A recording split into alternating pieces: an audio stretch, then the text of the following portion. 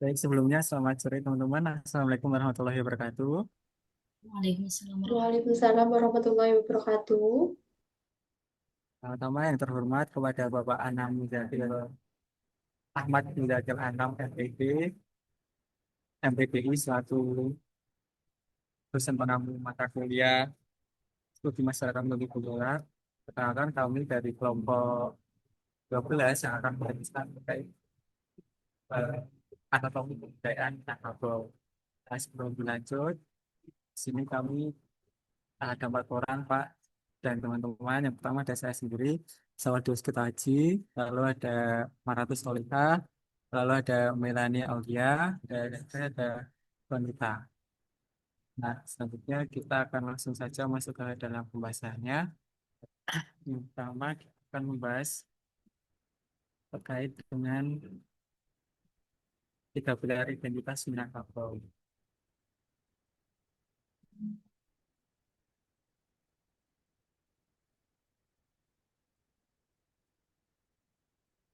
Nah, yang pertama yaitu masuk ke sistem matrilineal, di mana sistem matrilineal adalah salah satu ciri paling khas dalam kebudayaan Minangkabau. Nah, dalam sistem itu garis keturunan seorang ditarik melalui pihak ibu, yang artinya seseorang dianggap masuk ke dalam suku ibunya, bukan suku ayahnya. Nah, hal ini berbeda dengan banyaknya masyarakat lain yang menggunakan sistem matrilineal, yaitu garis keturunan melalui pihak ayah. Dalam masyarakat Minangkabau sendiri, sistem matrilineal tidak hanya berkaitan dengan nama suku, tapi juga berhubungan dengan kepemilikan harta pusaka, lalu kedudukan perempuan, dan yang pasti adalah struktur keluarga.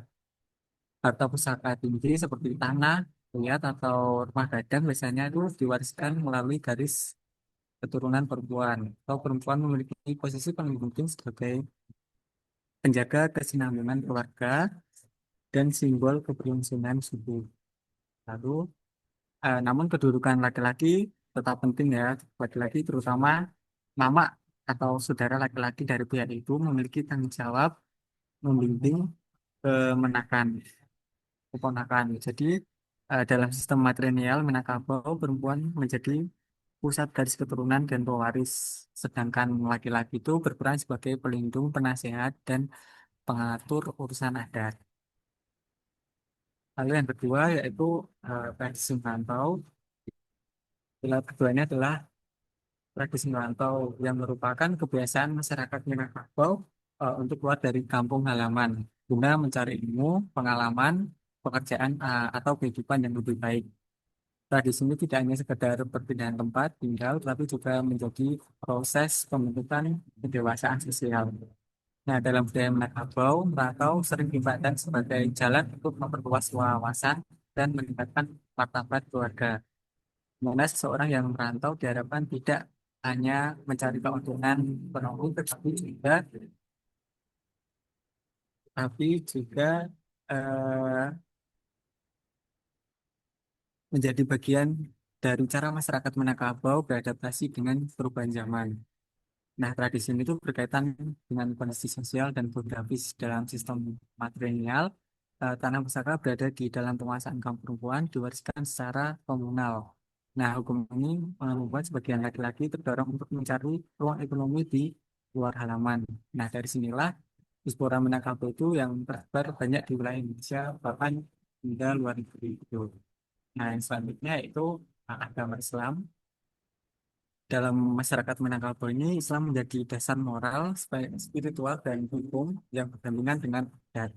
Hukum antara adat dan Islam sering dirumuskan dalam ungkapan terkenal, yaitu adat Basandi Syara, Syara Basandi Kitabullah. Maksudnya adalah adat bersindikat syariat dan syariat bersendikan Al-Quran. Nah, Islam menjadi arah normatif atau yang normal bagi kehidupan masyarakat Minangkabau, terutama dalam ibadah, akhlak, pernikahan, warisan, pendidikan, dan hubungan sosial. Jadi intinya dalam kebudayaan dan kehidupan masyarakat mengutamakan hukum Islam. Namun tetapi dalam praktiknya adat dan Islam ini sering berdialog, terutama pada persoalan-persoalan seperti pewarisan harta pusaka, di mana harta pustaka tinggi itu biasanya mengikuti adat matrilineal, sedangkan harta pencari dalam hidup ketentuan Islam. Nah, jadi Islam ini tidak terdiri terpisah oleh adat, melainkan menjadi bagian yang membentuk identitas Minangkabau. Orang Minangkabau itu umumnya memandang adat dan agama sebagai dua unsur yang saling menguatkan.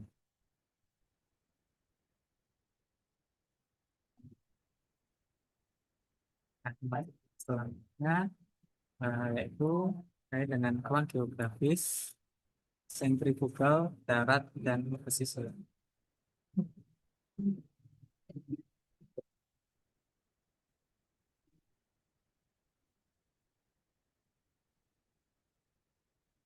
Nah, dari wilayah darat, sorry, secara umum kebudayaan Minangkabau ini berpusat di wilayah darat yang dikenal dengan Puhak Nantigo, yaitu tanah darat, agam, dan 50 kota. 50 kota. Wilayah ini itu sering dipahami sebagai pusat awal tumbuhnya adat, sistem kekerabatan, dan kehidupan sosial tradisi masyarakat Minangkabau. Dari wilayah darat tersebut, masyarakat Minangkabau itu kemudian bergerak ke wilayah pesisir atau rantau, gerak keluar dari disebut sentrifugal karena masyarakat ini bergerak dari pusat kebudayaan menuju wilayah luar. Nah, di Minangkabau ini rantau tidak hanya berarti tempat tinggal baru, tetapi juga ruang ekonomi, sosial, dan budaya yang memungkinkan masyarakat tuh mengembangkan jaringan dan eh, hubungan yang lebih luas. Nah, faktor pendorong dari gerakan penonton ini adalah keterbatasan tanah di kampung halaman karena tanah wisata yang diwariskan secara komunal tadi melalui dari situ tidak semua orang itu memiliki ruang ekonomi yang cukup untuk berkembang di kampung. Selain itu juga ada dorongan prestise sosial, di mana laki-laki Minangkabau itu khususnya sering dipandang lebih matang apabila mampu keluar dari kampung mencari pengalaman dan tentunya membangun kehidupan secara mandiri. Nah, hal ini tuh menunjukkan bahwa tradisi merantau tidak muncul begitu saja, tetapi berkaitan dengan kondisi geografis, sistem kepemilikan tanah, dan struktur sosial Minangkabau.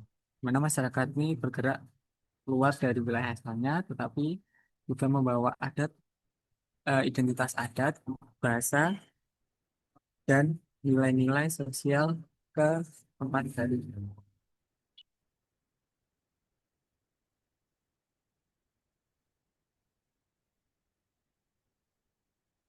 Selanjutnya, yaitu dialek dan identitas pembelahan linguistik.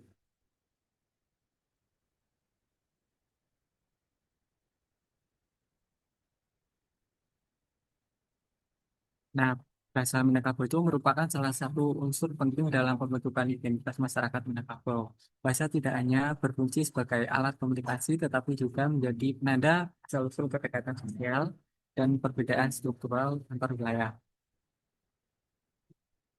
Nah, bahasa Minangkabau ini berakar kuat pada bahasa Melayu. Namun, dalam perkembangannya, bahasa tersebut mengalami penyesuaian melalui perubahan bunyi atau pergeseran fonetis, di mana pergerakan itu kemudian melahirkan variasi dialek-dialek baru yang berbeda dalam masyarakat Minangkabau. Nah, perbedaannya yang ditampilkan pada slide ini antara lain adalah dialek A dan dialek O. Dialek A ini cenderung mendominasi wilayah inti dan sebagian wilayah pesisir tertentu. Sementara dialek O itu lebih memadai batas struktural lintas khususnya pada daerah hiburan. Perbedaan ini terlihat pada contoh perubahan kata seperti penat menjadi panet atau ponet, serta lepas menjadi lapeh atau lopeh. Nah, dari sini dapat dipahami bahwa variasi dialek ini bukan sekedar perbedaan cara mengucapkan kata, dialek juga memperlihatkan bagaimana masyarakat Minangkabau ini memiliki keberagaman internal, meskipun sama-sama berada di identitas besar Minangkabau, tapi setiap wilayah itu memiliki ciri khas bahasa yang dapat membedakan suatu kelompok dengan kelompok lainnya. Begitu. Dan selanjutnya,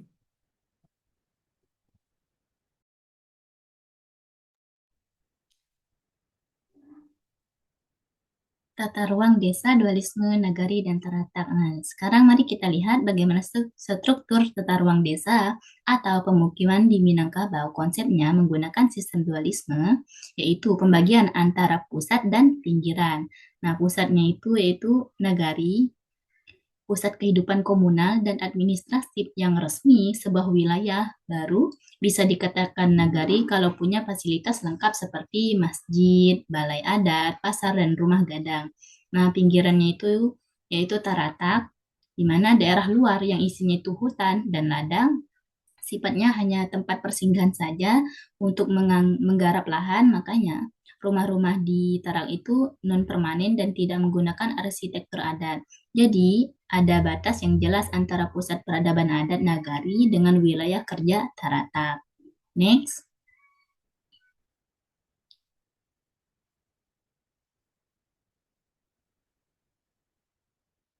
next Aji. Ya, selanjutnya itu rumah gadang. Arsitekturnya ya. Di sini rumah gadang itu bukan cuma tempat tinggal biasa, tapi fungsinya itu sangat sosial dan syarat aturan adat. Secara struktur jumlah ruangan itu selalu ganjil. Di contoh denah ini ya, kita bisa melihat standar 7 ruangan dengan 32 tonggak kayu utama. Nah, mari kita lihat pembagian ruangannya yang sangat fungsional, yaitu yang pertama itu ada pagu atau loteng ya, terletak di bawah atap gonjong, fungsinya itu sebagai ruang penyimpanan atau gudang. Lalu ada bilik atau kamar, ini adalah area privat berdinding 4, disinilah tempat wanita atau anak gadis menerima suaminya yang disebut urang sumando. Nah, selanjutnya itu ada ruang terbuka. Ini bagian tengah yang luas ya. Fungsinya itu komunal banget, seperti untuk menyambut tamu atau mengadakan pesta perkawinan. Lalu ada anjuning. Anjuning itu lantai yang posisinya agak ditinggikan di ujung rumah, yang mana itu ruang kehormatan khusus untuk keluarga keturunan penduduk asli. Lalu ada dapur. Dapur letaknya itu di bagian paling belakang dan agak terpisah ya. Jadi dihubungkan oleh semacam jembatan kecil serta memiliki pintu keluar khusus untuk wanita. Jadi dari struktur ini kita bisa melihat bagaimana rumah gadang sangat menghormati privasi sekaligus menjaga ruang kebersamaan keluarga. Next. Nah, di sini kita bisa melihat ada 3 fase utama, yaitu dari pertanian, kerajinan lalu perdagangan. Nah, pertama itu basisnya tradisional ya. Pertanian pada awalnya masyarakat itu sangat bergantung pada alam, sawah-sawah digarap di daerah yang subur dan sayur mayur ditanam di dataran tinggi. Namun ada kendala besar. Di sini itu keterbatasan lahan warisan karena tanahnya itu terbatas ya. Potensi untuk menumpuk kekayaan individu secara besar-besaran jadi tersendat. Yang kedua itu ada kerajinan, spesialisasi lokal yaitu. Karena kendala tanah tadi, muncullah industri kreatif lokal, contohnya kerajinan perak, lalu ada apa ya? Karena kerajinan perak, lalu muncullah industri kreatif lokal ya, contohnya itu kerajinan perak tadi yang dibakar di Kota Gadang atau Tenun Songket di Silungkang dan Kubang. Sayangnya ya, sektor ini tuh sempat menghadapi masa-masa suram karena penurunan relevansi komersial di pasar modern. Nah, yang terakhir itu ada perdagangan, jalur keluar mereka yang terakhir ya. Jadi di sini tuh titik baliknya perdagangan itu menjadi jalur keluar yang paling rasional terutama bagi kaum pria. Mereka itu memilih berdagang tekstil, kelontong, atau membuka rumah makan. Sektor ini menjadi pilihan logis bagi para pria untuk membangun kekayaan mandiri di luar sistem tanah tersebut ya, yang nantinya juga memicu tradisi merantau. Sudah.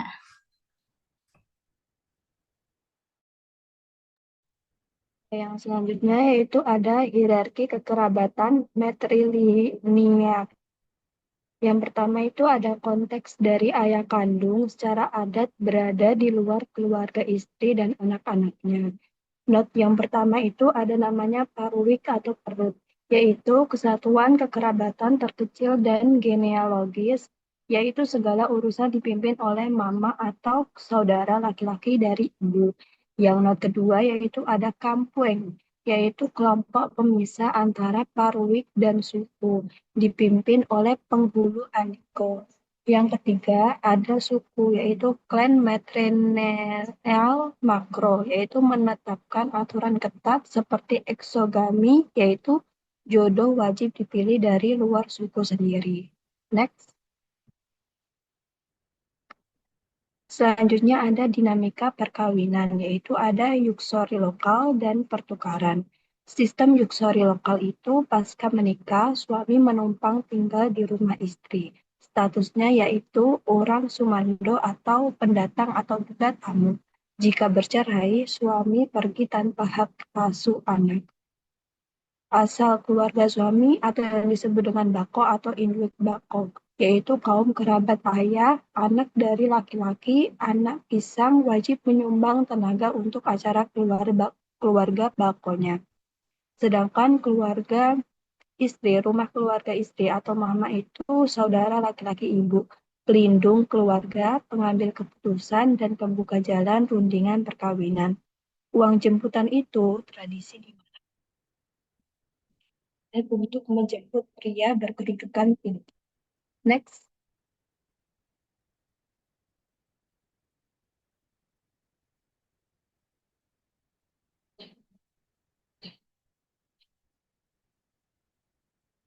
Yang selanjutnya ada stratifikasi sosial, yaitu hierarki penguasaan lahan. Yang pertama ada orang asa atau bangsawan asli, yaitu pendiri pertama desa, memiliki hak veto tanah. Yang kedua ada kemanakan tali pariuk atau keturunan langsung orang asa, yaitu privilege sosialnya tinggi. Yang ketiga, kamanakan tali budi atau ame, pendatang yang mampu membeli tanah atau budi atau mencari perlindungan komersial atau ame. Yang keempat ada kamanakan bawah lutuit, yaitu menumpang karena kemiskinan atau menghambakan diri. Disrupsi kapital komersial karena lahan tidak bertambah luas, bangsawan feodal sering jatuh miskin. Pendatang yang berdagang di pasar kini mulai meruntuhkan hierarki status ini melalui akumulasi kekayaan independen. Next. Jadi, dua kutub sistem pemerintahan atau laras. Yang pertama tuh ada Bodi Caniago, yaitu sistem demokratis. Yang kedua ada Kotop Liang atau sistem autokratis. Dari Bodi Caniago ini, tokoh legendarisnya yaitu Datuk Parapatik Nan Sabatang. Keputusannya yaitu musyawarah dan mufakat memegang peranan utama. Suksesinya dipilih oleh anggota keluarga atau suku, dan arsitekturnya yaitu lantai rata mencerminkan kesetaraan atau duduk samo rendah, tagak samo tinggi. Sedangkan Kotop Liang atau sistem autokratis, tokoh legendarisnya yaitu Datuk Katumenggungang. Keputusan yaitu perintah hierarkis dari atas ke bawah. Suksesinya hak paten keluarga tertentu secara turun-temurun. Dan yang terakhir, arsitekturnya yaitu memiliki ajungan atau bagian yang ditinggikan secara fisik untuk pemimpin.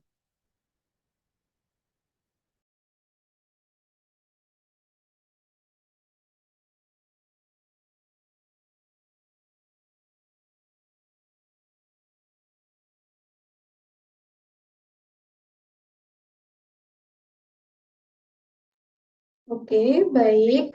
Selanjutnya adalah kepemimpinan atau pragmatis wibawa di balik gelar.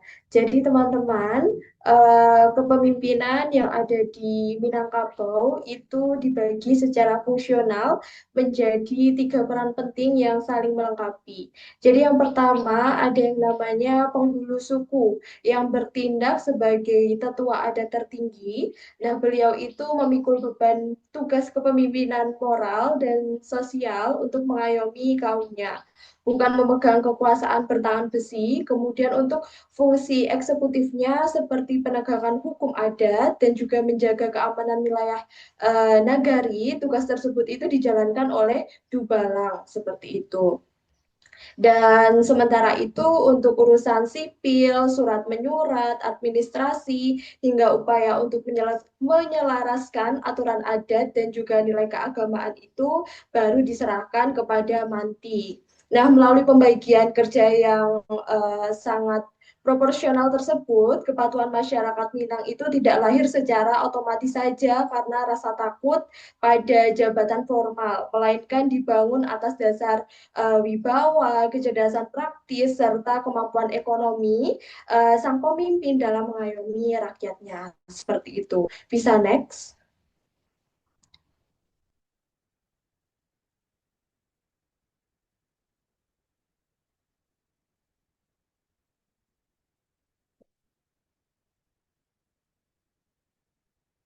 Oke, baik. Selanjutnya di sini saya akan menjelaskan terkait religi atau agama, sinkretisme, dan transisi hegemoni seperti itu. Jadi memasuki pembahasan terkait kehidupan religius dari masyarakat Minangkabau yang mengalami evolusi sosiologis yang sangat menarik sekali teman-teman, di mana terjadi pergeseran dari lapisan kepercayaan lokal yang awalnya itu sinkretis menuju ke dominasi struktur Islam yang sangat mapan seperti itu.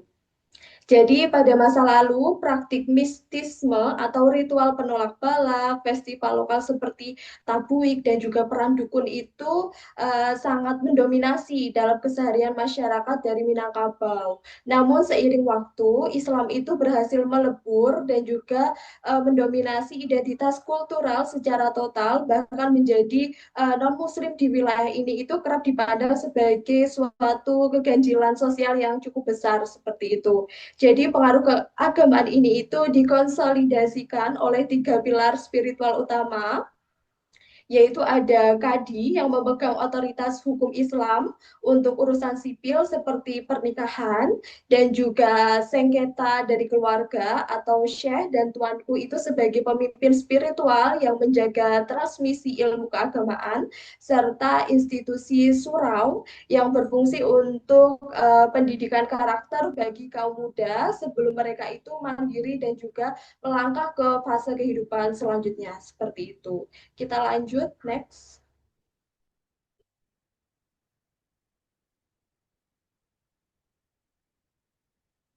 Oke, baik. Di sini saya akan menjelaskan terkait benturan adat dan Islam, epicentrum dari pewarisan. Jadi, ini itu adalah titik paling krusial yang seringkali muncul, yang memicu dinamika dan juga perdebatan di Minangkabau, teman-teman. Jadi, adanya benturan dari logika hukum adat matrilineal dan juga logika dari hukum Islam terkait hak pewaris seperti itu. Hukum adat itu menetapkan bahwa harta pusaka seperti tanah ulayat dan rumah gadang itu wajib diwariskan kepada kemenakan atau berdasarkan dari garis keturunan ibu demi menjaga keberlangsungan aset leluhur kaum. Namun sebaliknya, seiring dengan menguatnya kesadaran individualisme modern dan juga pemahaman agama, para pria modern itu menuntut agar harta pencarian itu kekayaan yang mereka kumpulkan dari hasil jeripayah mereka itu jatuh ke tangan istri dan juga anak kandung mereka sendiri seperti itu, bukan ke kemenakan seperti itu. Jadi untuk menjembatani konflik sosiologis ini tanpa harus melanggar aturan adat maupun prinsip agama, masyarakat dari lokal biasanya itu menggunakan strategi sangat praktis seperti melakukan perkawinan silang, yaitu menjodohkan anak dengan kemenakan agar perputaran dari kekayaan itu tetap berada di dalam lingkaran kekerabatan yang sama. Seperti itu. Oke, baik, bisa dilanjut.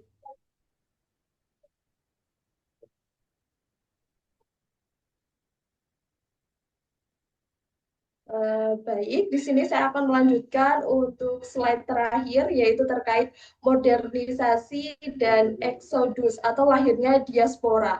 Jadi, di sini sebagai penutup, gelombang dari modernisasi pada akhirnya itu memicu friksi generasi yang cukup tajam antara kaum tua yang mempertahankan rigiditas adat dan juga kaum muda yang membawa rasionalitas baru seperti itu. Jadi akselerasi pendidikan formal yang telah melahirkan elit intelektual baru di kalangan muda yang secara tidak langsung itu membuat mereka itu enggan untuk kembali bertani dan juga bergantung kepada lahan komunal di desa. Namun alih-alih merusak tatanan yang ada, kebudayaan dari Minangkabau itu memiliki sebuah mekanisme penyelamat cerdas. Jadi yang kita kenal dengan istilah merantau, teman-teman. Jadi merantau di sini itu bertindak seperti katup penyelamat sosiologis, di mana fenomena ini itu memungkinkan pemuda untuk pergi ke kota-kota besar demi untuk menghindari kekangan aturan adat desa yang kaku dan mencari status sosial baru tanpa harus memutus adanya hubungan emosional dengan tanah kelahirannya seperti itu. Dan pada akhirnya nanti strategi kebudayaan inilah yang akan berhasil untuk melahirkan jaringan diaspora Minang yang sangat ulet, adaptif, dan juga sukses di kancah nasional maupun global. Seperti itu. Mungkin sekian yang dapat saya sampaikan. Bisa dilanjutkan dengan Aji.